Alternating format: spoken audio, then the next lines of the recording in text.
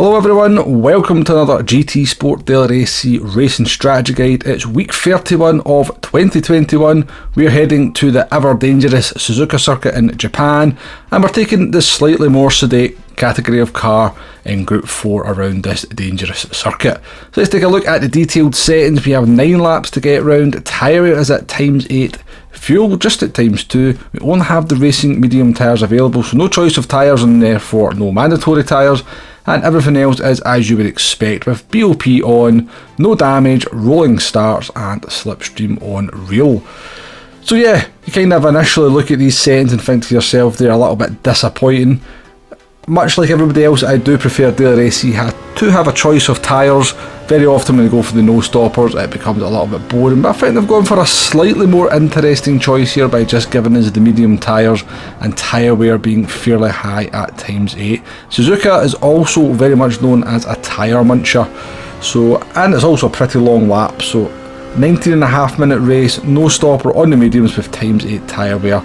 There may well be no strategy in terms of mandatory tyres or any kind of pit strategy, but this one very much is going to boil down to looking after those medium tyres for as long as possible, or looking after them in the early stages. Therefore make sure you've got some tyres towards the end. And I think car choice is going to be very, very crucial, and it's going to rule out some of the more common Group 4 cars purely through that tyre wear, which I think people are going to be quite happy with. We will take a look at those infamous FF cars just a little bit later on in the video. So I do believe there's going to be a number of relatively competitive cars for this track and tyre setting combination, which is going to hopefully make sure the grid is a little bit more varied than sometimes it can be in a Daily Race C. The car I've chosen to take round here for the testing is the Ferrari 458 Italia. Number of reasons why I like the Ferrari. I do love the cockpit view on it, I'm very comfortable in it, I always find it performs very well in a Group 4 category. But I think for this race in particular, with the kind of layout of the circuit, some fairly long straights, Suzuka does require to have quite a lot of power, and it being an MR car in Group 4, unlike the Group 3 cars, MR cars in Group 4, in my experience, tend to look after the tyres a little bit better, and you tend to get a little bit longer tyre performance from them over the course of a stint. So that's the reason we've chosen the Ferrari. I think other MR cars like the Porsche and the McLaren may also be quite competitive. It will be quite interesting as the week progresses to find out what car becomes the dominant race car. I have heard some people talking about the likes of the Renault Megane Trophy and the Toyota GT86, which are obviously going to be very good on tyre wear. They're definitely the most nimble cars, maybe along with the Alpha, but the Alpha is very difficult to drive for a lot of people, including myself. So a lot of people seem to think that those cars may well be the cars to choose just purely through the tyre wear factor, but as I said, Suzuka has quite a lot of long straights, and those cars are not good in a straight line and could possibly be vulnerable in that regard.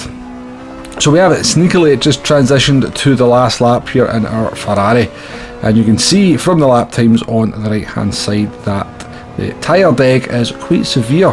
First flying lap coming in at a 2:09.2, and by the time we get to lap 8 we are lapping around about 2 seconds slower.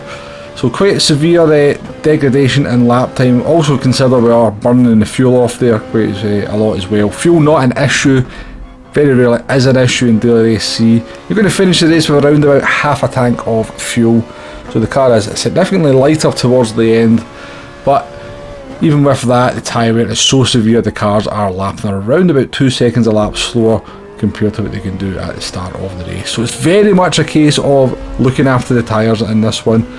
I generally tend to be pretty good at looking after tyres. I've got a couple of videos on the channel about the techniques I use to look after tyres, so I will leave links to them in the description below. I think some of the tips and the techniques that I use in those videos should be very apt for this race, because it is very much about looking after those tyres and having some tyres towards the end of the race.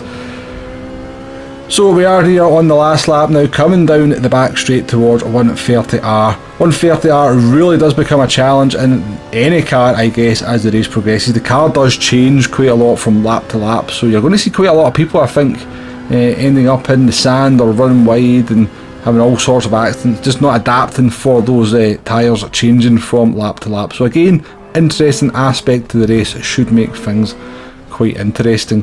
So we'll just zoom in on the tyres here. You can just get an idea of our tyre wear as we come to cross the finish line to complete the race. Maybe around about 40% on that rear left. It looks like the left tyres do most of the work here.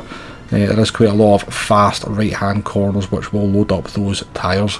So 19 minutes 38.9 was our finishing time for the Ferrari, so a nice length of race C. Good to get towards that 20-minute mark. Always nice when we're not kind of sitting on the 16 or 17-minute mark. I do like it when it's closer to that 20-minute mark. So next up, how do our FF friends fare? If you're not familiar with the term FFs in GT Sport, that is the Group 4 cars that are front wheel drive and have the engine in the front as well. All the power goes through the front tyre. They tend to be very quick in one lap pace or in any kind of race that doesn't have tyre wear. And they have become a little bit of a thorn in the side of the Group 4 category just purely because they're so quick over one lap. If it's a daily race B with the Group 4 cars, it very often becomes a one make race, usually in the Volkswagen Scirocco, which does tend to be the best of the FF cars at the moment. We actually did our FF testing in the Audi TT though. I'm slightly more comfortable in this car, and again the cockpit view is quite a big influence on my decision of what cars to drive at the moment. Audi TT has quite a nice cockpit view out of the FF cars compared to the Scirocco. Anyway, on to the kind of what we're actually here to talk about with the FF cars, and I'm going to say do not race these cars in this race. They are pretty quick over that first lap and they're not too bad over the sort of second flying lap, but after that tyre wear kicks in and the lap times just start to tumble. You don't even really feel it. They obviously just struggle so much out the corners with wheel spin as that front tyre wear kicks in. You can see how much red is present on the bottom left hand corner there. We will zoom in and take a look at those tyres just as we did with the Ferrari in just a few seconds time. But to give you a kind of perspective, on laps 8 and 9 we are lapping at nearly 1.3 to 1.4 seconds slower than we were in the Ferrari over the same lap. So that tyre wear is just absolutely killer, particularly on a track like Suzuka where there is a lot of corners. As we take a look at the tyres, I reckon we are over 50% on both our front tyres. So struggling big time with the tyre wear there. Again, I'm not too bad at looking after tyres. I think a lot of people have worse tyres than that, particularly the pad players as well. In terms of finishing time, our Audi TT actually coming in 8 seconds slower than the Ferrari. So that should tell you everything you need to know about the FF cars. They'll probably be pretty good for qualifying. I suspect the Scirocco will very much be up there in the time trial leaderboards. That's going to dupe a lot of people to take it into the race. Please do not take the FF cars into the race. There will be people out there who can manage that tyre wear and do a good job in them, but for the mere mortals, for the vast majority of drivers out there, the FFs are a no in the race. Okay then, let's just reiterate a few things we've learned over the course of the video and touch on a few other aspects as well. As we said earlier on, the strategy for this one is a no stop. Despite the fact the tyre wear is very severe, there's just no sense making a pit stop. The loss is just too much to make it worthwhile getting a fresh set of tyres halfway through the race. So you're going to just have to suffer that tyre wear, work on your tyre wear. Again, as I said, got a couple of videos on the channel about looking after your tyres and kind of the benefits that come from it, so I will leave links to them. Do check them out. There should be some useful stuff in there to help you maybe for this race. But it's all about looking after those tyres over the course of the first half of the race so you can be competitive or able to defend in the second half.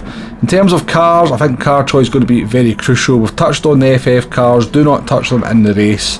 You can see the tyre wear that we looked at earlier on. It's over 50% on those front tyres, and you're going to be lapping 3.5 seconds slower than you are capable of just through the tyre wear by the end of sort of maybe lap 8 and lap 9. I think the 4-wheel drive cars will be affected to a similar extent but not quite as severely, so I don't think the 4-wheel drive cars like the Lamborghini or the Nissan GTR are going to be too great. My pick for this is going to be the MR cars. They're kind of well balanced in terms of having the straight line speed for the circuit layout and being pretty good on tyre wear, but do expect the Renault Trophy and the Toyota GT86 to feature just purely because how good they are at looking after the tyres. Will be an interesting week just to see how car choice fares as the week progresses.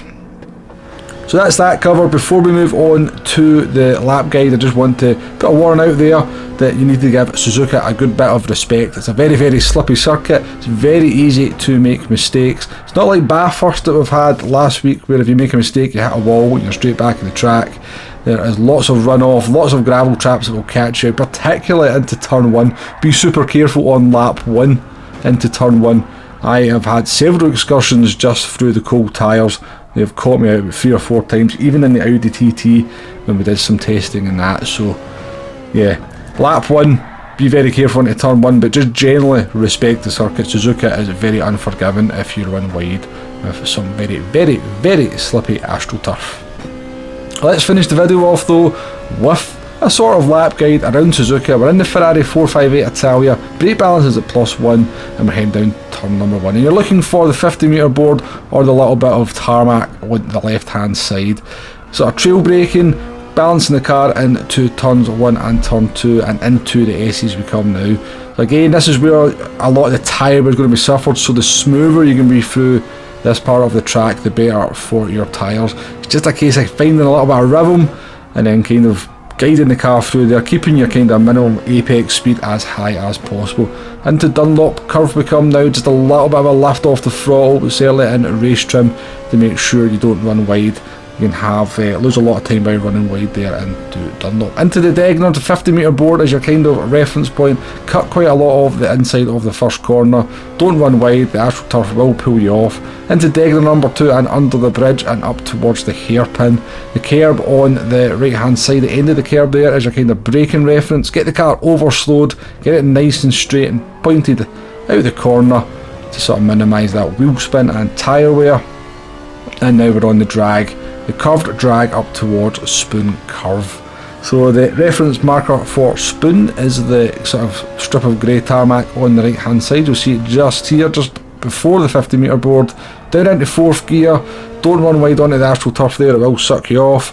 And into the second part of Spoon. It's kind of off camber, it's easy to get on the throttle too early and run wide. You'll see a few people having spins there as well.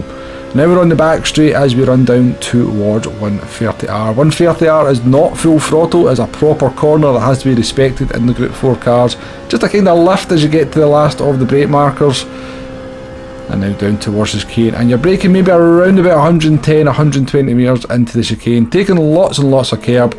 And being very stupid with how much curb you can take on the second part. Be careful on exit, the car is off balance, off camber. If you go on the accelerator too early you can get a little bit of wheel spin. Not quite as severe in the Group 4 cars as it is in the Group 3 cars though. So not something you have to be quite as careful of. That's a lap of Suzuka in the Ferrari 458 Italia. Interesting racing prospect. That tyre wear is going to be brutal for a lot of people out there. So do again, as I said, for the third time I shall pop my videos. I will leave them in the description. They will help you to look after your tyres and they should benefit you greatly for this race. I'm looking forward to this one. I do like a good tyre wear race, it has to be said. Probably my biggest asset in the game is just being consistent, looking after tyres and still having some good performance towards the end of a stint. So we should be in fairly good shape in this one. Hopefully in terms of car choice there's a bit of variety out there. The FF cars, as far as I can tell from my testing, are going to be ruled out in this one. It's going to come down to those Renault Megane trophies and GT86s up against the sort of slightly quicker in a straight line but not quite as nimble through the corners MR cars. Although maybe there could be a few surprises there with something like the BMW, the Jaguar, the Aston Martins. Again, I'm kind of looking forward to it just purely because I think a lot of cars will be usable. But we will stream this one a couple of times over the course of the week. We finish up on Tuesday and we're off until Friday, so we will be able to fit a couple of streams in during that period. Do join me for them if you can. We shall be using different cars. We like to sort of vary up in the live streams, and there's not too many people out there streaming in cockpit view as well. Particularly Love Adventure, James, who is not doing a whole lot of streaming at the moment, but he will be back this week, so we could well have another cockpit streamer out there. Anyway, thank you very much for watching. I have rambled on an awful lot towards the end of this one. Please hit that like button, please hit that subscribe button if you haven't already, and I shall see you on the next one. Goodbye now.